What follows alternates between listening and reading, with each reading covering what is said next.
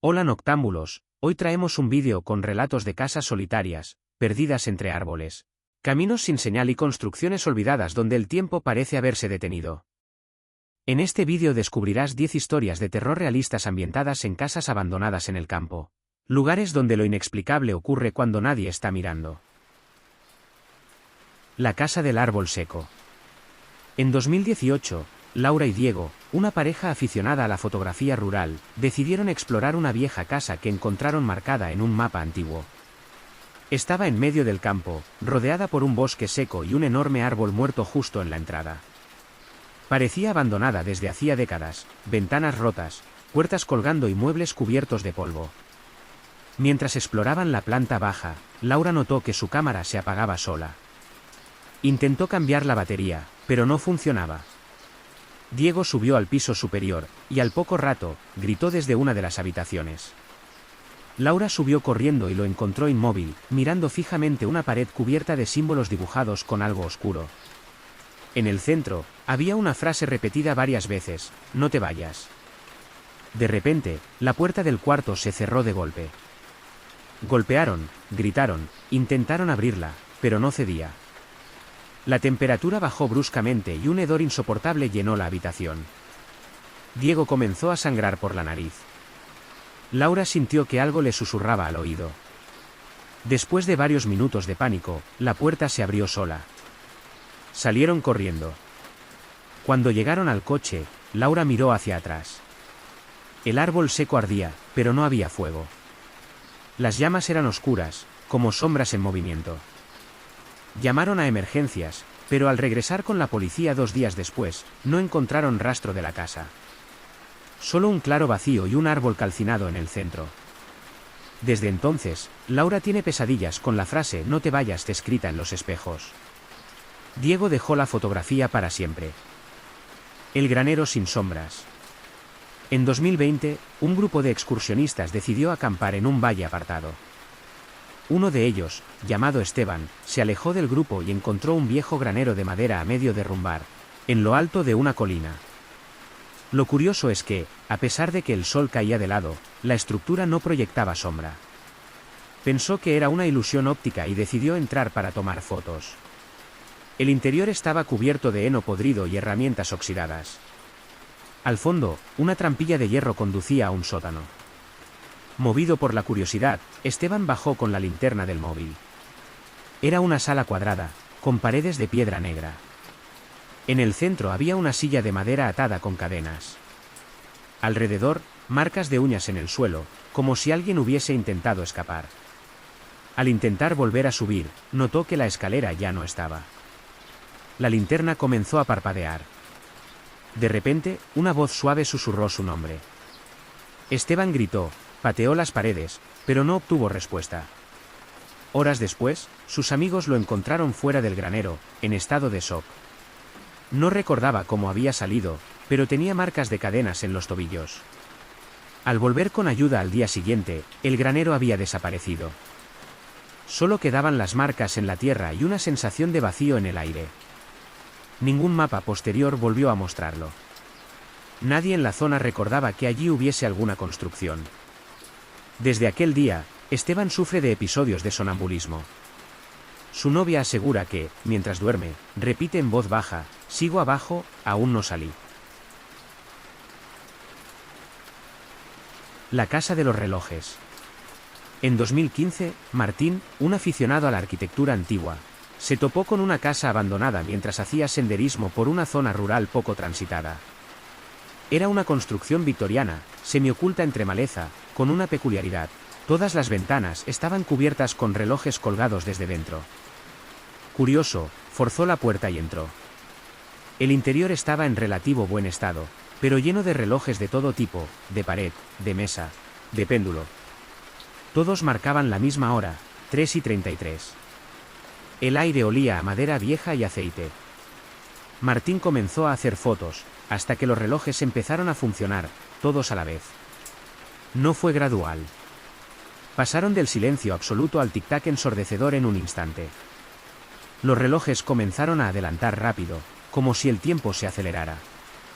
Martín intentó salir, pero la puerta se había cerrado sola. Al mirar a su alrededor, notó que las manecillas no solo giraban, algunas retrocedían, otras iban en espiral, y una marcaba números inexistentes. Entonces escuchó pasos en la planta alta. Armándose de valor, subió. La habitación principal estaba vacía salvo por un espejo. Pero su reflejo no era él. Era un anciano con su misma ropa, con la mirada perdida. Cuando intentó romperlo, cayó al suelo desmayado.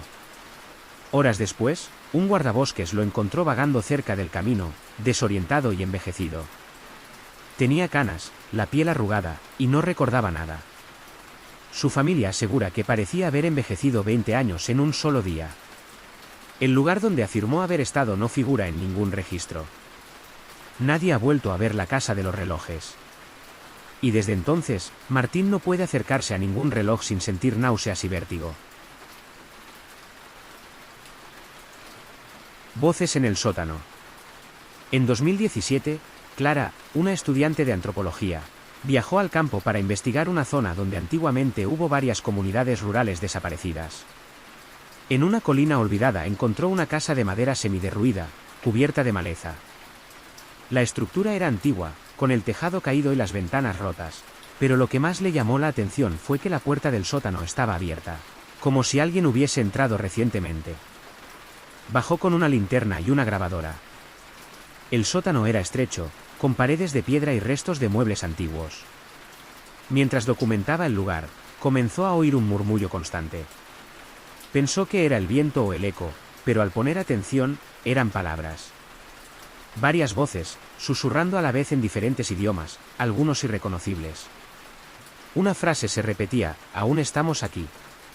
Encendió la grabadora y preguntó en voz alta si había alguien. Al instante, las voces cesaron.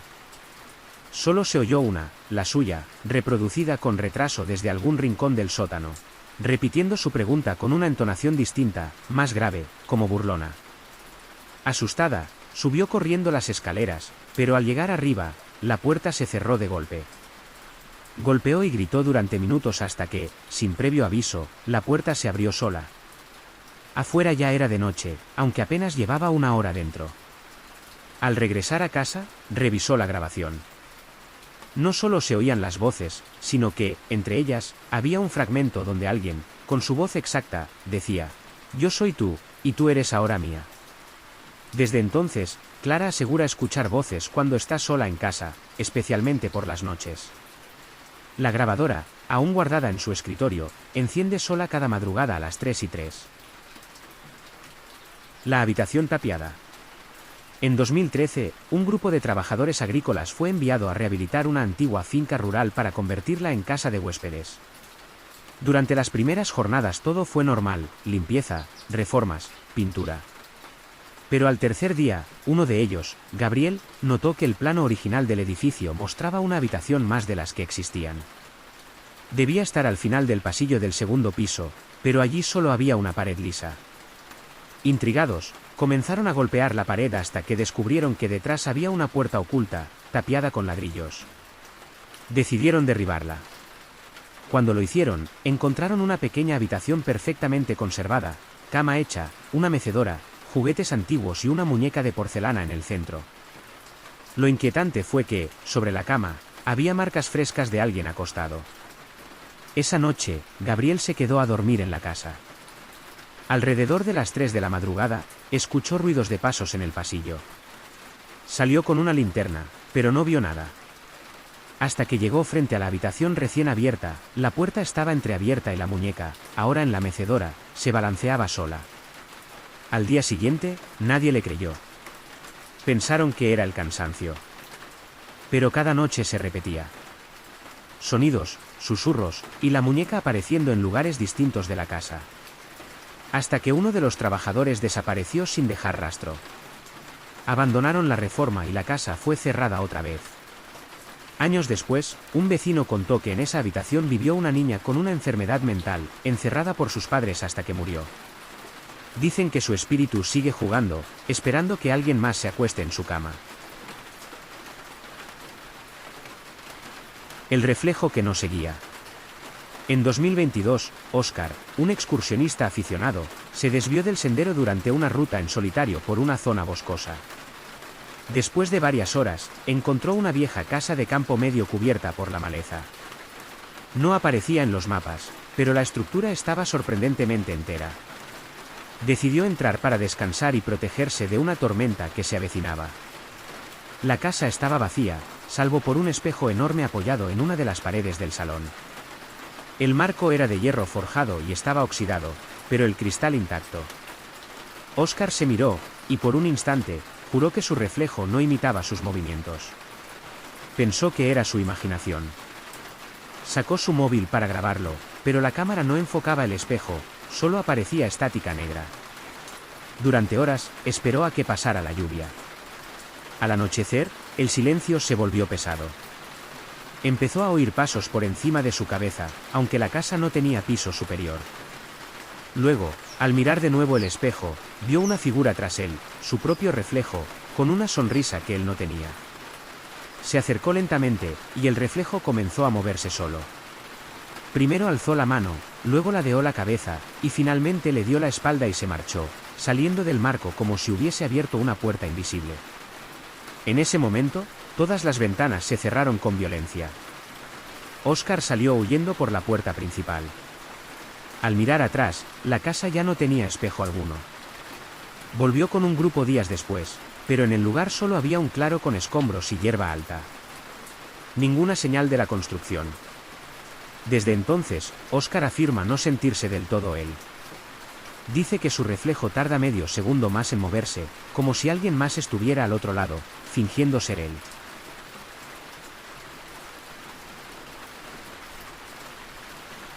La casa que se oía respirar.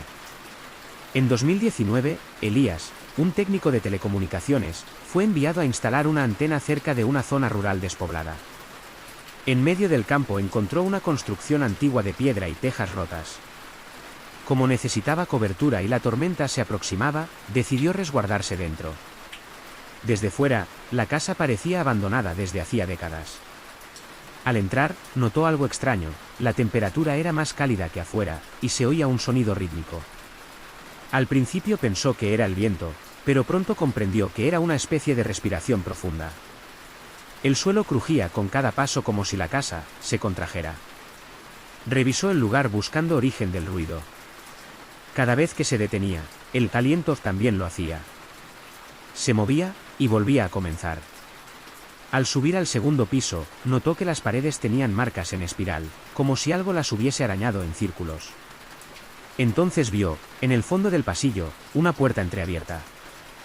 Dentro, había una habitación vacía, salvo por una silla frente a una pared completamente cubierta de fotografías.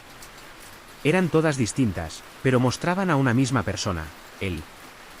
Fotos actuales, antiguas, algunas desde ángulos imposibles. Al intentar huir, la puerta se cerró de golpe. El suelo vibraba y el sonido de respiración se volvió más rápido, ansioso.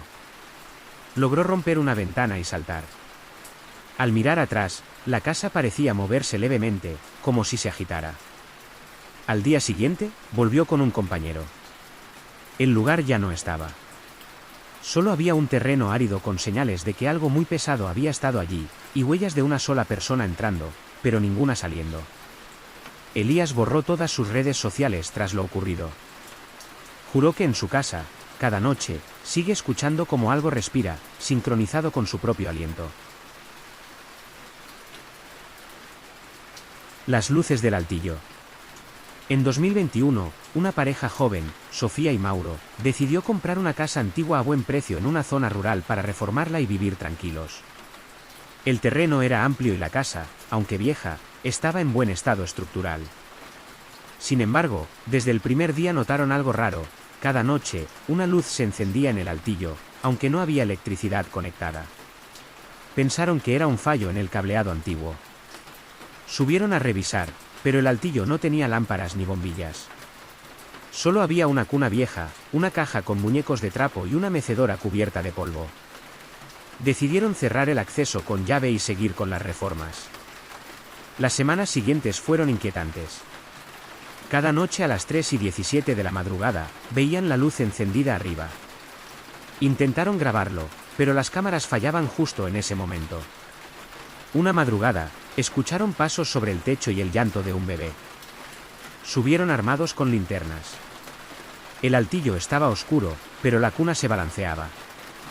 Consultaron a un vecino anciano que les habló de la antigua propietaria, una mujer que perdió a su hijo recién nacido en ese mismo altillo durante una tormenta, atrapada sin poder salir.